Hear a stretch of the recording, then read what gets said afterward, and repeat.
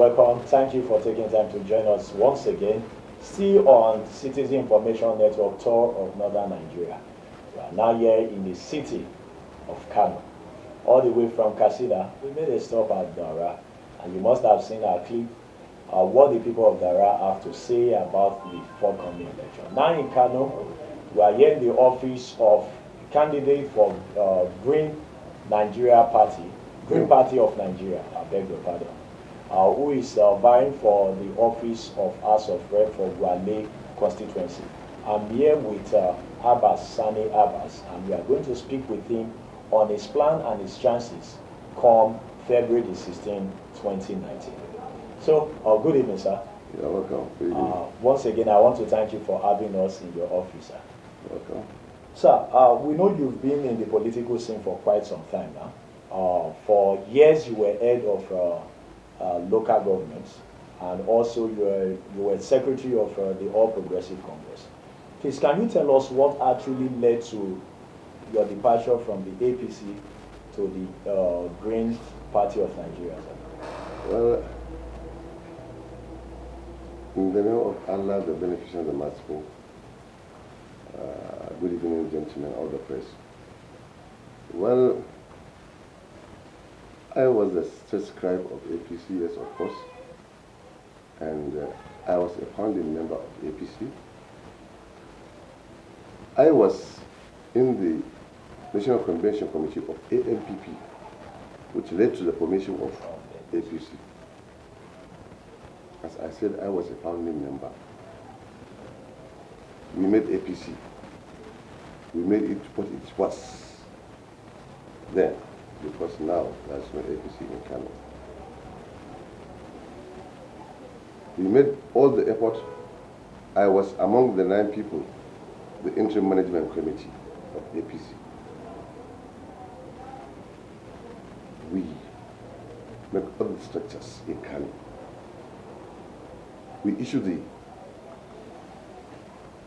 membership card of the party in the whole Kano state. We manage it. We made various congresses, Ward Congress, local government congresses, and state congress. We arranged and planned and participated in the National Convention, which makes the leadership of the party. The reason why we do that, because there was a need for change in Nigeria.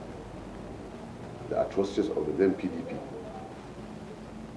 lead all the political parties to come together, to forget about their own identity, to assume a new identity of APC then, because we need change in Nigeria. But to be honest with you, I'm talking particularly in Kano. That's why I'm living in, why I'm relating with people. The mass man of Kano of 2011 to 2015 is the same mass man, or worse than that one, the mass man of Kano now, between 2015 to 2019. It's the same person. There is no changes in him, a positive changes. If you see a change in him, maybe a negative change. He looked worse than what he was. That's what made me to left the APC. I was in a vintage position of that party. I was among the interim management committee as assistant secretary of the party. I managed the secretary of the party. We had state congress. I emerged as still assistant secretary of the party. If you know our constitution, the then constitution of APC, assistant secretary is a principal officer. It's the number 4 person of the party. I was number 4. After the general election 2015, my secretary then was promoted, or was given an appointment, not promoted, an appointment to the position of commissioner. Then automatically, as I'm deputizing him, I have to take over. And that's what it was. I managed that position for almost 2.5 years. All they need, I organized the party. I managed it. But later on, I realized that the leadership of the government and the leadership of the party are not dancing towards the tune of the constitution of the APC that made them. And I say, mine is for the people. Mine is to be just. Mine is to be honest. Mine is to tackle the problem on the ground. So I say I will not associate myself to injustice. I will not associate myself to the deceit. I will not associate myself to corruption. I will not associate myself to incompetence. And that's what they are parading in the party and in the governance. That's why I withdrew. And I look for an alternative to my local constituency, because politics or democracy is local. Then I go back to my local government, see how I can sanitize my local government, and I believe my people loves me, like me, and they are loyal to me. They are going to vote for me. Mark my words.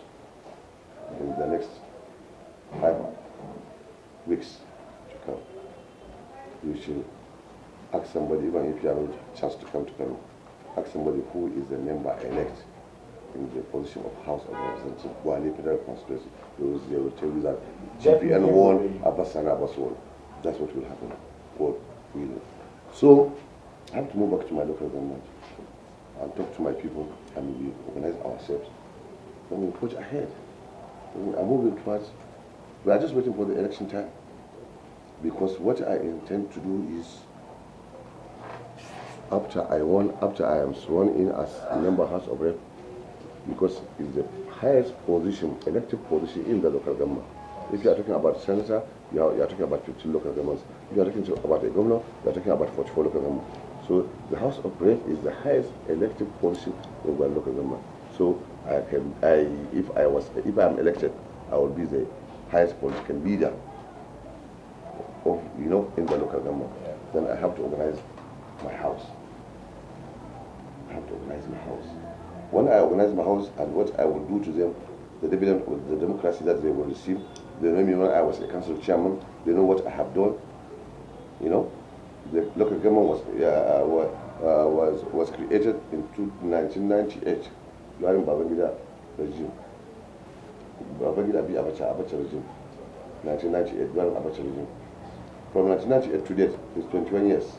Out of that 21 years, remove my 3 years tenure. It's remaining 18 years.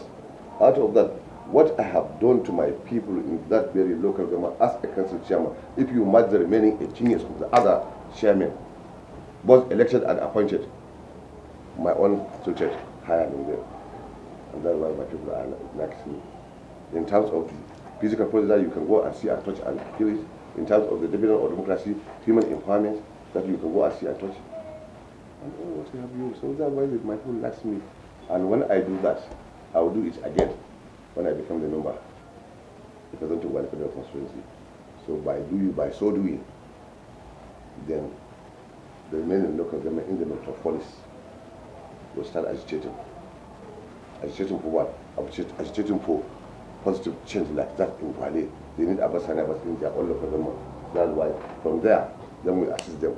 Then they will get somebody like Abbas Sani Abbas to go to any political party of his choice to come, and they will vote for him. When they vote for him, then he will do same as Abbas is doing in Gwale. By so doing, from Ungogo to Kumbogo, 8 metropolis local government constitute 60% of the total votes of Kano electorate. Wow.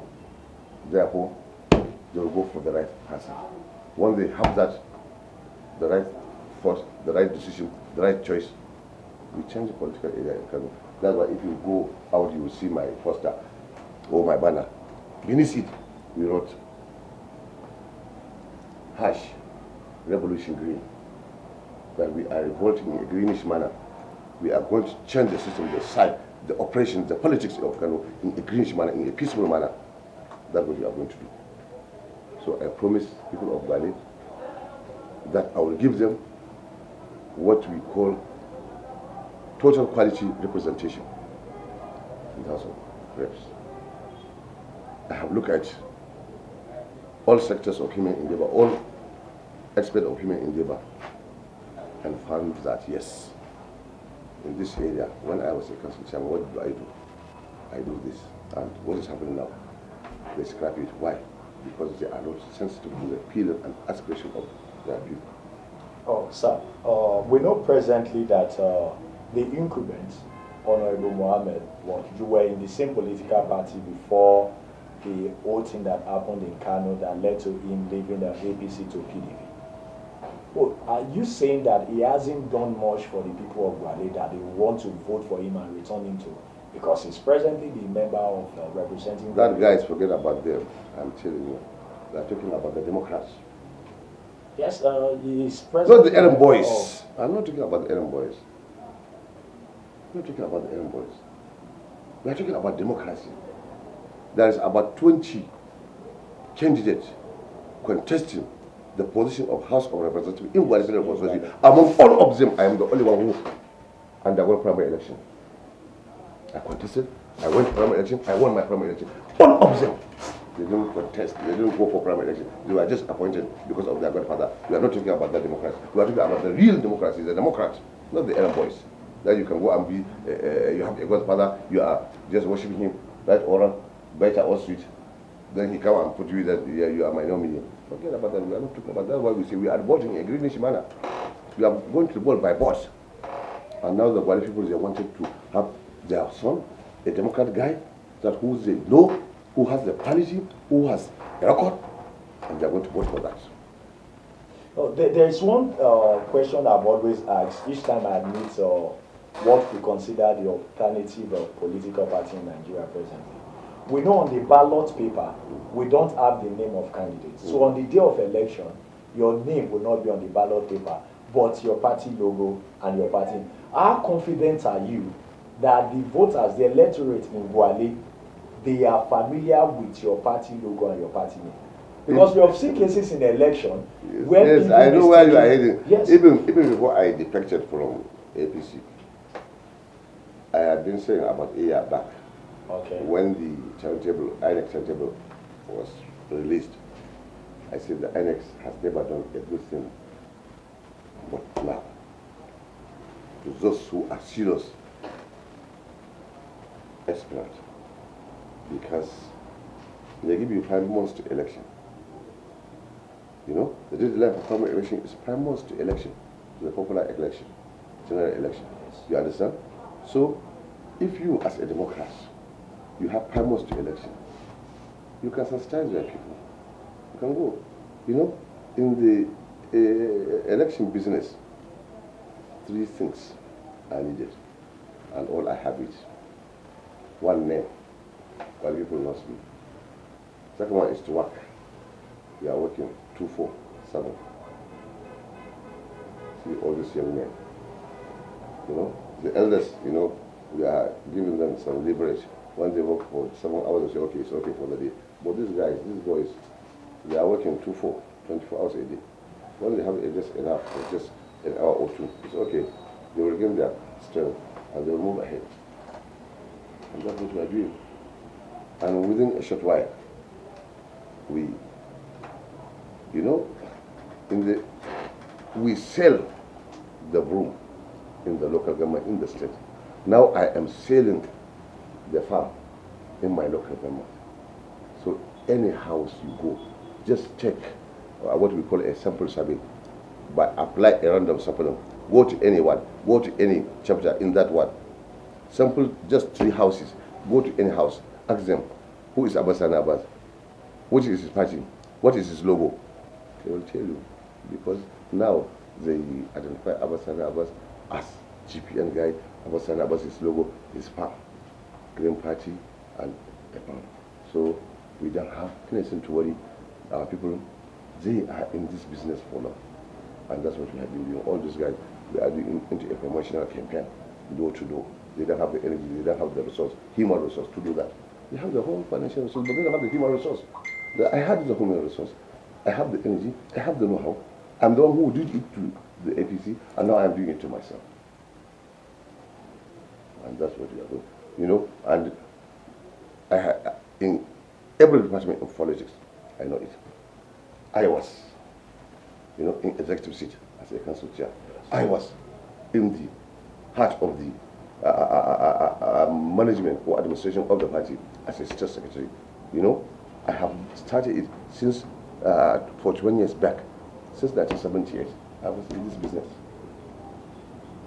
Second Republic. I participated there. I was head of agent 1983 election, NPM then. So throughout this generation, I have been an active person in the business. And the same local government, the same constituency, the then Gwale constituency is cut about 29 quarters, which form the local government now. The local government. So, and among the people, all my people, I manage them, I lead them, they know me, they know my words, they know my competence, they know my truthfulness, they know my feelings to them, that a positive one. So I believe we don't have a threat to that. Before we'll talk about your legislative plan, should you get elected to be a member of the Federal House of Assembly, let's talk about the state now. What are the chances of your party winning the governorship election in Kano State? It's unlikely. It's unlikely to win the governorship election. It's unlikely. I have to be honest with myself. It's not likely that we win the governorship in GPM because at the state level we are not working as I am doing in Gwale. So it's not likely that we win that. It's not likely. But if you want, fine and good, that's what you want. But it's not likely that we win the seat of governorship. But for Gwale, I bet you. I'm just waiting for the what they call it, the channel officer to declare and say, I hereby declare him a rep elect. She can from there I wait for swearing. I believe that you will join me in Abuja. This is my young, my old man. You know, we call him young man because he's very sympathetic to use. So this is my young old man. I call him that word, young old man. So I believe we will link up with you, and I believe I may get your number so that I will link up with you. You will be in Abuja, you will witness my swearing, and after that I will make another interview. From there I will reply you back to what I'm saying. No problem, sir. Now, let's talk about being a member of House of Rep. We know you will be should you get elected, you'll be representing Gwale and also representing Nigeria at large, yes, because you'll be responsible to making laws for Nigeria. What are those things you have in plan that you consider some deficiencies in our constitution that you probably want to be reformed if you get elected as a member of the House of Representatives? Well, the problem of Nigeria in governance, legislation, and everything is we are looking inward. Our leaders are not looking inward. They are experienced, they are knowledgeable, but they are not looking inward. And I challenge any person who is not in consonance with this, my view, to tell me a single country that developed without looking inward. It's not. If you look inward, you see your wants, you see your potentials, then you go. Within 10, 20 years plan, we can be one of the biggest countries in the world if we do the right thing. But if you say we are going for technological development, you know, you can beat Japan, you can beat China. If you go for industrial, you can beat Germany, you know, you can beat America. But what is our basic competence that we can build on and grow? It's agriculture. If you concentrate on it, it's our basic competence. Any state across the 36 states, you find that they have some crops that they are having. Before when we were in elementary schools, we are talking about cash and food crops.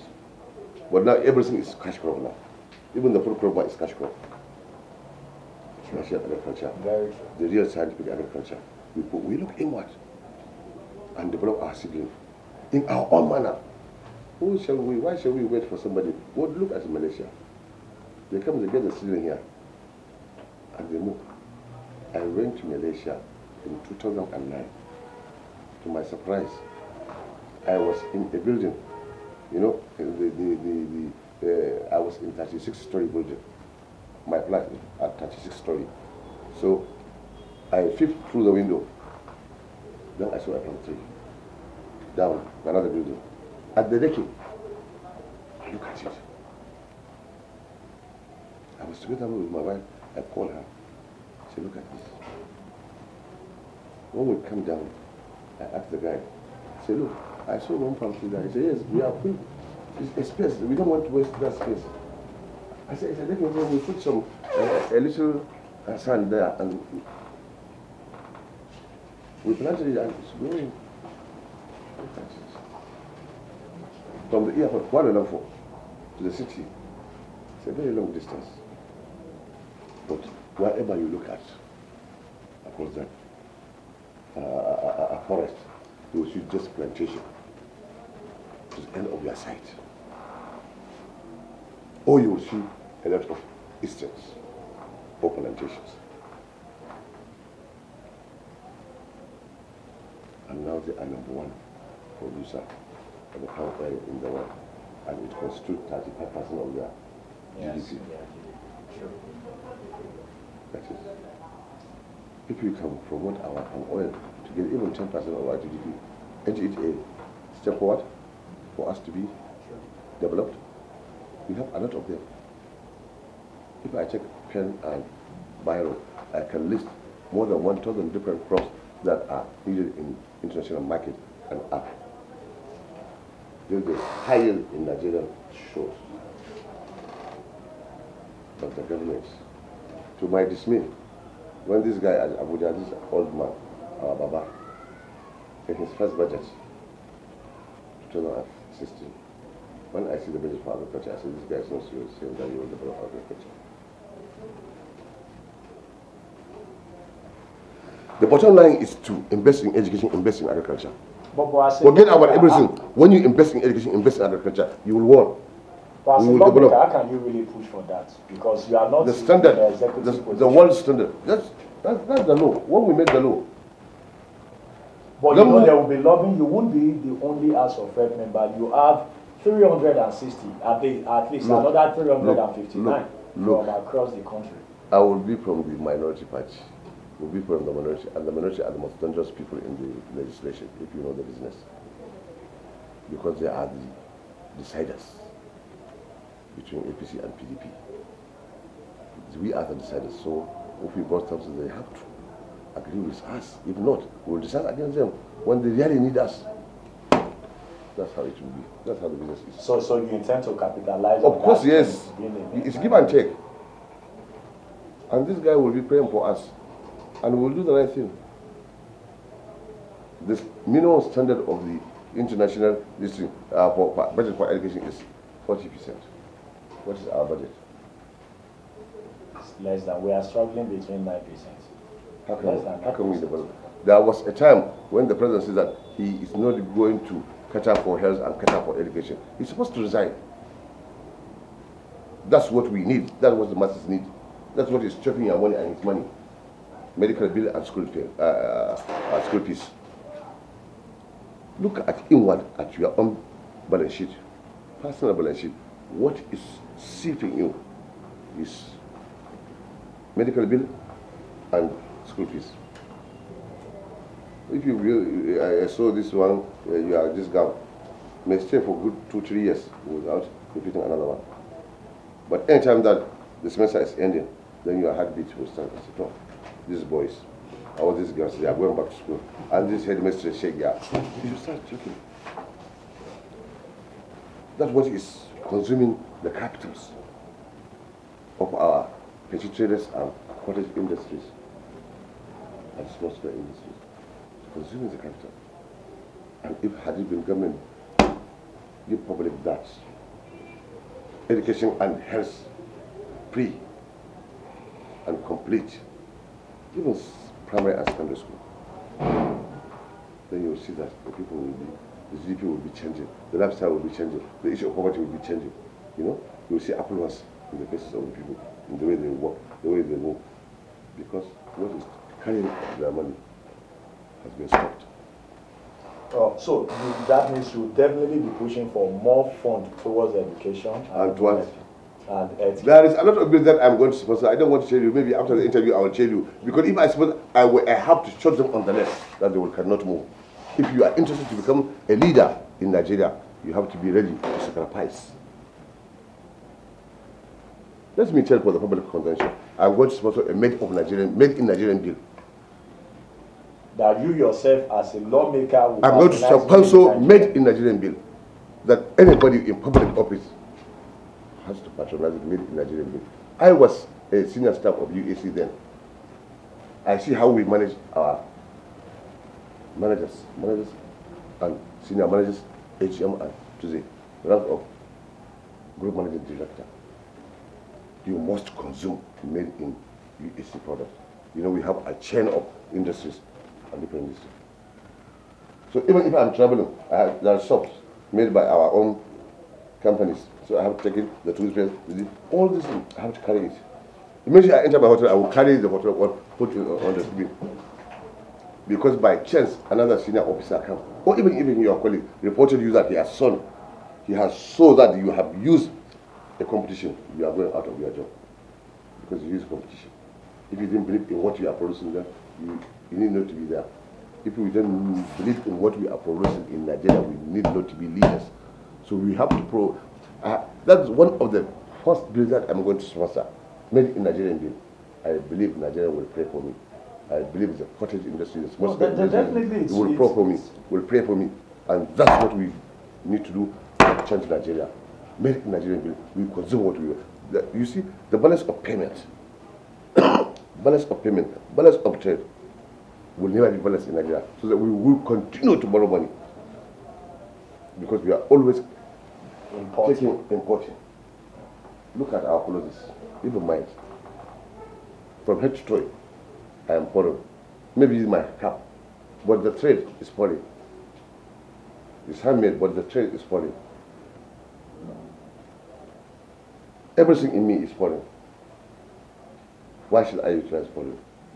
But at least I utilize it's made in Nigeria because it was done in Nigeria. But these guys, all their ground is not made in Nigeria. We have to patronize. Even if you're going to buy material outside, okay, our tailors have to benefit from that. Let it be made in Nigeria. Then we are going to challenge the industrialist. Okay, we don't want to be importing this because it's 100% cotton. We have cotton in pounds in Nigeria.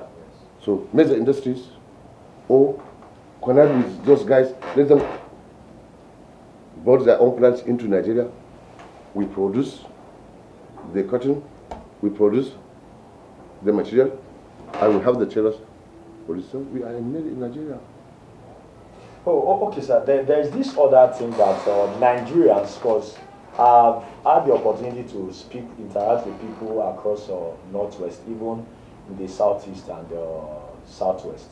One of the things most Nigerians on the street are calling for is for the executive, in fact, public office holders to, number one, reduce their allowances and salaries, at least for now that we are going through a lot in the country. Number two, ensure that children of public office holders attend public schools. Public office holders doesn't seek medical care abroad. That's made in Nigeria. Will you also fight for this, or you just... I'm telling you that this is made in Nigerian bill I'm talking about. If you cannot consume your educational productions, then who else will consume that production? And that production will produce the leaders. I joined public school, primary school. I joined public school, secondary school. I joined public school, university. And what else? But my children are not in public school. Why? The confidence I had in the, my parents had it in the school. I don't have that confidence in school. You understand? So if we made that bill, we have to push all our children to public school. So if we want them to be destroyed, that way. And if we want them to be as educated as we are, then we have to put an eye in that. That's one thing I can remember when I was in primary school. There's mango trees in the school there. As children as we were, none of the students will pluck even a single mango. I ask a lot of people, they say, I say, why? They say discipline. I say, no, it's not discipline. It's justice. Because during the harvest, those in class 7 will come and collect all the mangoes. Then it was 7, class 7. Once they collect the mangoes, they will take it to the headmaster's office. Then it will be shared among all the classes. Then your classmaster will carry your own share. 2, 3 packets will come and distribute to all members of the class. There are not more than 35, 40 per class. So you will get 3 or 4 pieces of mango. You'll be happy. Then when I go, I say, why are we not touching? Even if it falls, the bird eat it and fall down. When we are in the morning, that's the morning sweeping. We will not take it, we will call a prepared woman that, see, this mango has fallen down. Then you will carry it and take it to the headmaster's office. Because when they say don't touch it, we will not touch it because they are just. And at the end, we get our own share. But these leaders, when they say, do this there, people are not obeying because they are not just. I tried when I was a council chair. I formed a pre-medical assistance. I met a lot of chemists, about 12 of them, at various wards in the local government. The drugs are bought by the local government. The managers of that chemist are medical practitioners. Those who are supervising them are medical practitioners. The suppliers are medical practitioners. All the 3 categories of the guys are not selling our product. The most interesting part of the business is, at the end of the month, when I say, give me OS out of stock, when I look at this, the out of stock, I see almost the ones that are out of stock are small prices. So I used to go and look at it. I asked them, why this one? They are not bringing it. They say, people are not buying it, I am not carrying it. Because the most expensive drugs are for the higher sickness. So the masses are not all that having that. There's typhoid, malaria, cough, kata, and what have you. So 200, 300, 400. The one is for 4,000, 5,000, 7,000 is there in the shelves for 2, 3, 4, 5 months. And these are pre-drugs. This guy can collect 2, 3, 4 and go and get 20,000, which is good for them. Their allowance is 10,000 per month. And they keep those guys. They're not stealing our drugs. And the most interesting factor is that those who are able to go to the private pharmaceutical chemist and bought their own drugs are not going to the local government chemist to create free one. They go and buy their own. Among the ruling and the opposition party. And the masses that cannot afford to go to the private chemist to buy, they will come to the public one, the local government one, and pick for free.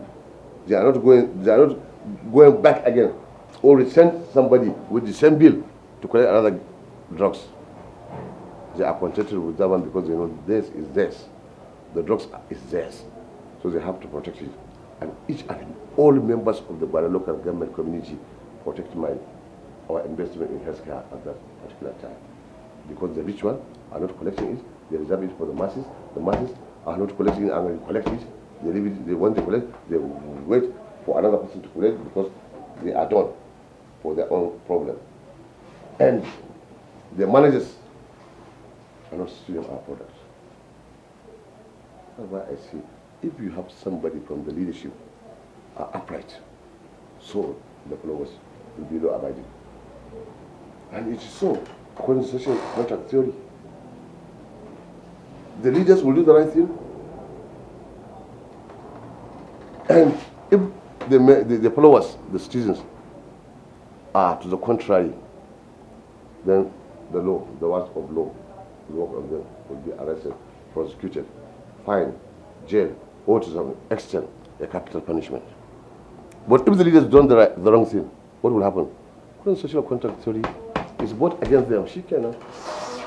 Okay, finally, sir, before we bring all this to a close now, let's go to there's this old debate going out there about the electoral reform. I can see you are smiling, sir, because most of the opposition party are of the opinion that, one, they are agitating that they need INEC to publish list of registered voters per local government, per ward, so that everybody, for example, in Gwale, you get to know the total number of PVC collected and the votes you are seeking and the total number of possible votes. And also, people are also agitating that they want INEC to ensure that accreditation is transmitted, so that people get to know, political parties will get to know at that time, that these are the number of accredited voters per polling unit. And also, they don't, some of them are of the opinion that they don't want voting and accreditation to take place simultaneously. What is your position on all of this? That does not matter. Whether you accredit independently or you accredit simultaneously with voting, it doesn't matter. What the political parties should do is they should do their own business and allow INEC to do its own. But what they should do is man INEC. They should not allow them to go free and do what they like within the boundary of law. We have our agent, we have our surveyors, we have everything. Early in the morning, we used to send our 10 representatives. We have 10 watts in the local government.